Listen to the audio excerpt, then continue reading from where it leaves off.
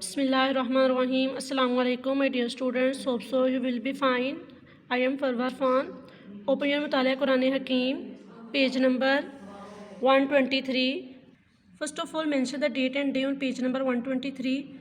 آج ہم پڑھیں گے سورۃ الطارق. مقاصد مطالعہ کیا ہے؟ الطارق سے کیا مراد ہے؟ انسان کو دوبارہ زندہ کیے جانے کی کیا دلیل دی گئی ہیں؟ قرآن حکیم کے فیصلہ کن ہونے کا کیا مطلب ہے؟ اہل ایمان کو کفار کی سازشوں کے خلاف کیا تسلی دی گئی؟ میرے ڈیئر اسٹوڈنٹس، آج ہم سورۃ الطارق کا شان نزول اور تعارف پڑھیں گے. یہ سورت نبی کریم صلی اللہ علیہ وسلم پر مکی زندگی کے درمیانی دور میں نازل ہوئی. اس سورت کے آغاز میں اللہ عز و جل نے آسمان اور رات کو نکلنے والے ستارہ کی قسم کھا کر انسان کو اس حقیقت سے آگاہ کیا کہ وہ اس دنیا میں بیکار پیدا نہیں کیا گیا.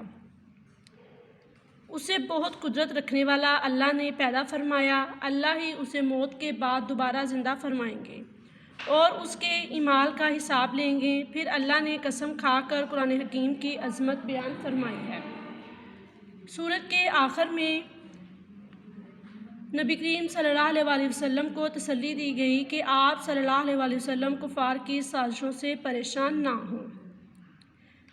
میرے ڈیئر اسٹوڈنٹس، یہ سورۃ الطارق کا شان نزول اور تعارف ہے. یہ آپ نے لرن کرنا ہے. یہی آپ کی ہوم اسائنمنٹ ہے. تھینک یو سو مچ. اللہ حافظ اینڈ ٹیک کیئر.